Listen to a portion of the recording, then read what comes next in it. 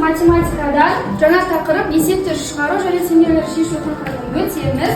Жаңа тақырыпты өтпес бұрын өткенді қайталау мақсатында сіздермен бірге тамшылар әдісін қолданамыз. Қазір мен сіздерді оқушыны жеке шақырамын. Оқушының атын айтып, сол оқушы маған келіп, мына суды алып, мына жерге мына тамшыны ашатын болады. Суды былай кәдімгідей сеуіп, мына жерде суды ашамыз. Жаңбыр жауған кезде бізде не болады? Су болады. Сондықтан осы сумен мына тамшыны ашамыз.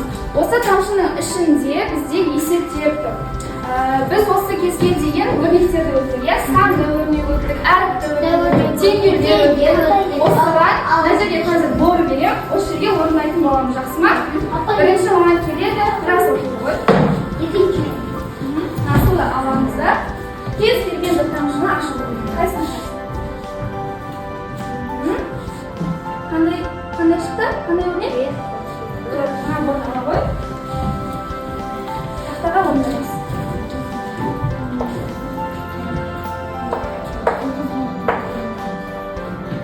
Неше болады қанша? 9. Тамаша. Аружан келеді.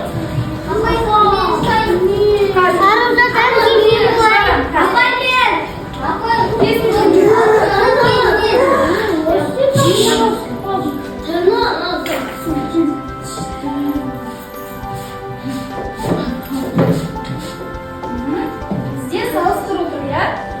Салыстырудың мына жаққа бордаға қой.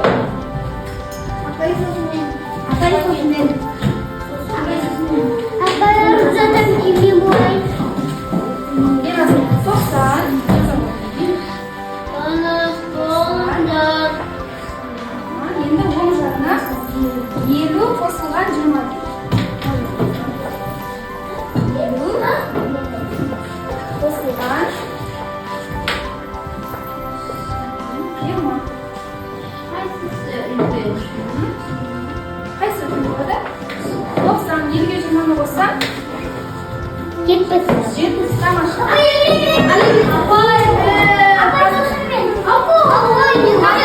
Кезек-кезекпен шақырамын.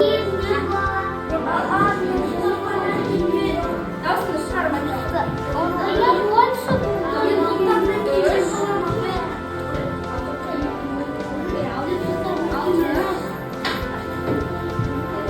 Балалар, біз санды өрнекті салыстырған кезде бірінші не істейміз? Тамаша, бірінші өрнектің мәнін тауып алып, сол мәнді салыстырамыз, иә? Қайсы үлкен, қайсы кіші?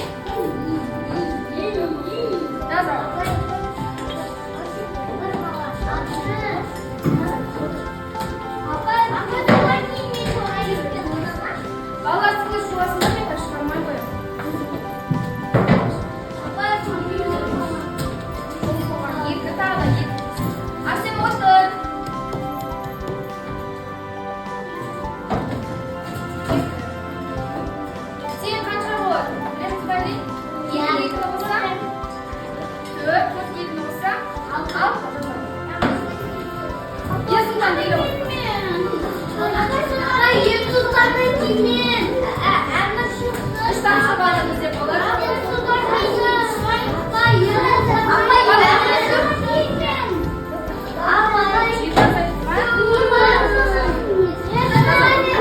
Балалар, мен не айттым жаңа?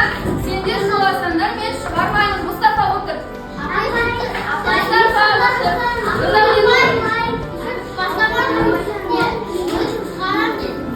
Қанша болады?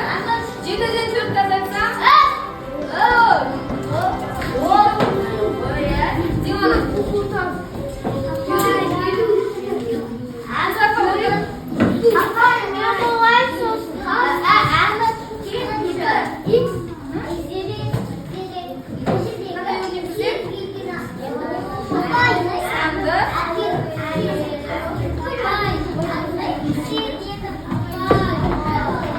Қырық қосылған қырық.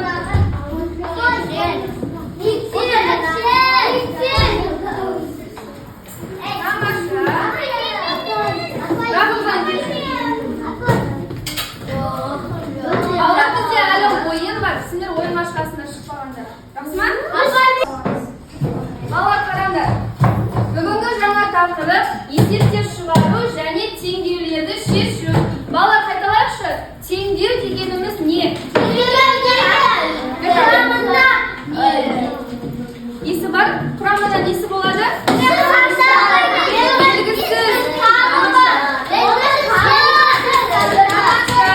Жақсы, балалар, дұрыс айтасыңдар.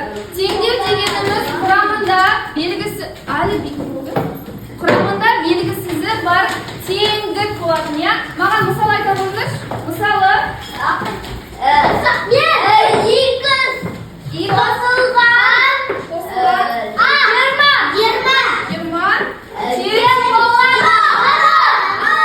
мен қазір не жаздым?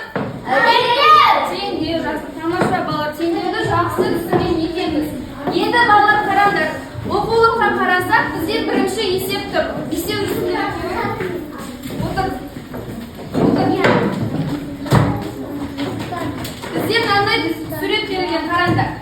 Суретшінің ертегілерге салған суреттерінің саны карточкаларда көрсетілген. Міне балалар, қараңдар. Бізде бірінші ертегі қандай ертегі? Білесіңдер ма? Бірінші ертегі, балалар, бізде қаңбақ шал. Сондықтан да ол қаңбақ шал деп аталған, иә? Сендер балалар ертегі оқисыңдар ма? Тамаша. Екінші суретте қараңдар. Бұл бізде қарлығаштың құйрығы неге айыр деген ертегі. Бұдан суретте 5 карточка салған екен. Үшінші ертегі Алдар көсе ертегі суретші қанша салған? Неше рет салған? 4 рет салған. Одан кейін соңғы ертегі Маша және аюлар. Тамаша. Бұның саны қанша екен? 2. Енді қараңдар. Осыған біз осы карточкалармен қазір есеп құрастырамыз. Астында мынандай 2 сұлба берілген. 2 сұлба берілген. Осы 2 сұлбаға есепті шығарып көрейік. Ал кім айтады? Мен. Дұрыс айтады. Апай медаль береді ме? Сабақтың соңында, иә. Бізде мына 3, 5, 4, 2 деген сандар берілген, иә? Осы 4 саннан есеп құрастырсақ. Апай мен! Міне мұнда сызба. Таңғы керек па? Қайсыны аласың?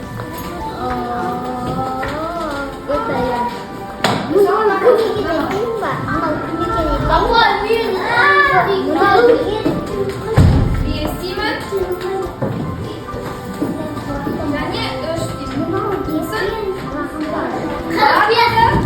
Қанша екенін табамын, иә? Сонда балалар қараңдар. Мұстафа отыр. Бармайсың. Иә, яғни біз барлығын табу үшін не істейміз? Қосады екенбіз. 5-ке қоссам 8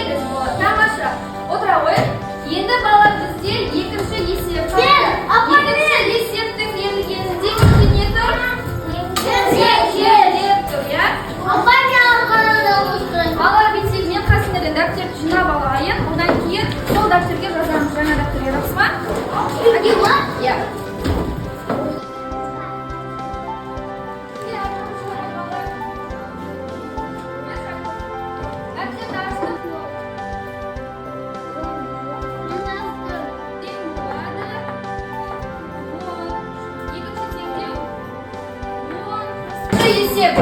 Алия кітаптың 10 бетін, ал сырым одан 3 бетін кем оқыды дейді. Алия қанша бетін оқыған? 10. Алия менде 10 бетін оқыған, я?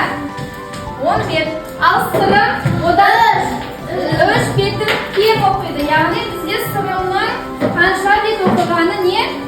Белгісіз. Бірақ Алиядан 3 бет кем оқиды, я?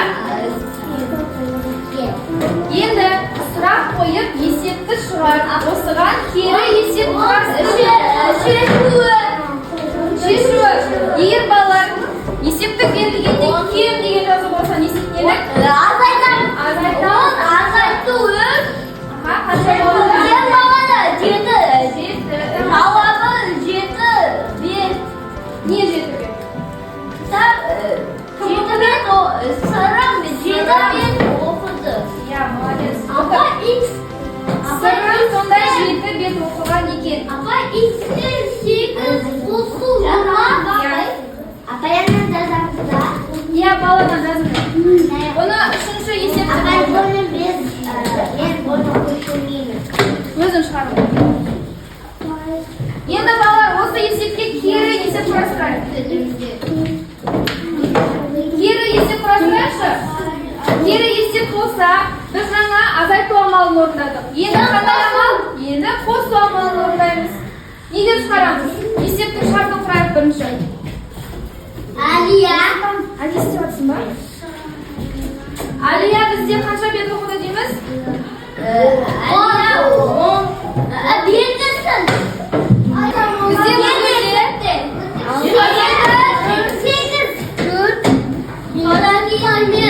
8-ден алып азайтамын. 8-ден алып